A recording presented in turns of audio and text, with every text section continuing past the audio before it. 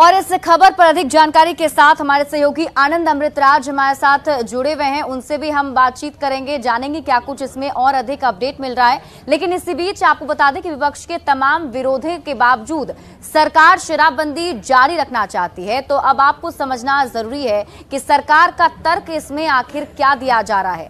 तो सरकार की तरफ से कहा जा रहा है कि सड़क हादसों की संख्या में कमी आई है, सड़क हादसों से होने वाली मौतें कम हो गई हैं, महिलाओं के खिलाफ अपराध में कमी आई है और महिलाओं के खिलाफ घरेलू हिंसा कम हुई है।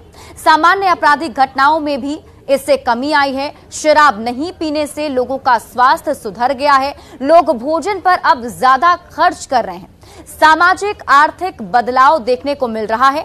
शराबबंदी से सामाजिक सद्भाव भी बढ़ा है, गरीबों और दलितों को सबसे ज्यादा इसका फायदा मिला है।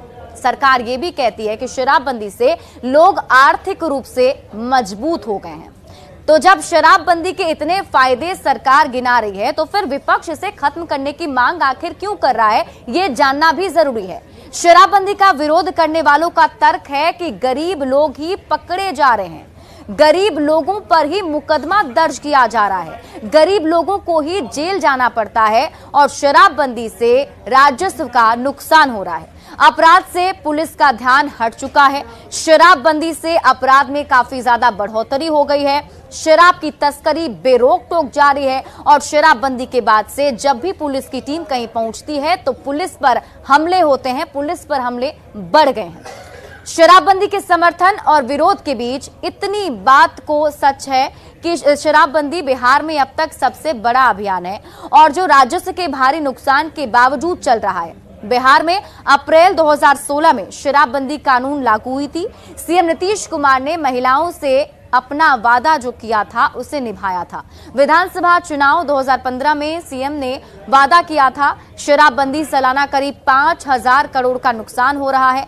सरकार ने शराबबंदी को एक अभियान के रूप में लागू किया है। सरकार ने बिहार में व्यापक जागरूकता अभियान भी चलाया। नशा मुक्ति के लिए सरकार ने मानव श्रृंखलाएं बनवाई। नशा के खिलाफ पुलिसकर्मियों ने बार बार शपथ भी लिए। शराबबंदी को सख्ती से लागू करने के लिए कई कदम भी उठाए गए। तस्करी के खिलाफ पुलिस लगातार अभियान चला रही है। और इसी पर अधिक जानकारी के साथ हमारे सहयोगी पटना संवाददाता आनंद अमृतराज जुड़े हुए हैं, सीधे उनका रुख कर लेते हैं। आनंद, देखिए, अब जब सीएम नीतीश कुमार बार बार कह चुके हैं कि शराबबंदी को लेकर कोई समीक्षा नहीं होगी, उसे पीछे नहीं हटा जाएगा, एक तरीके से क्लियर कर दिया गया है, तो फिर कांग्रेस की तरफ से ये सवाल क्यों उठाए जा रहे हैं?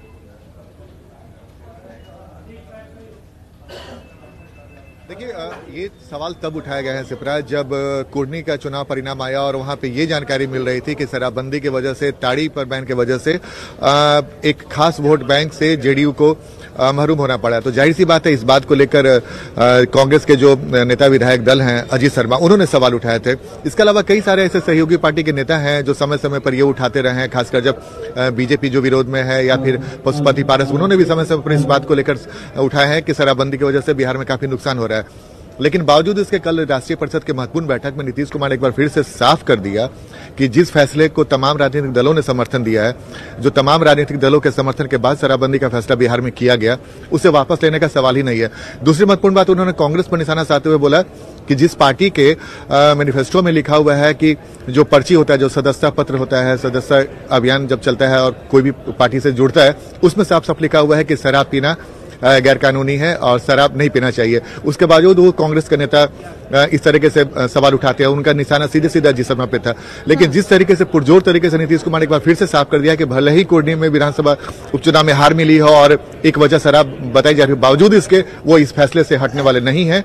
और उन्होंने बहुत सही तरीके से, पुरजोर तरीके से साफ साफ ऐलान कर दिया कि लोग चाहे कोई कुछ भी करे, चाहे सहयोगी हो या विरोधी पार्टी, उस शराबबंदी के फैसले से वापस नहीं होने वाले हैं। तो जाहिर सी बात है, नीतीश कुमार ने एक बड़ा इशारा साफ साफ कर दिया। आज जदयू का खुला अधिवेशन भी होने वाला है, तो वहां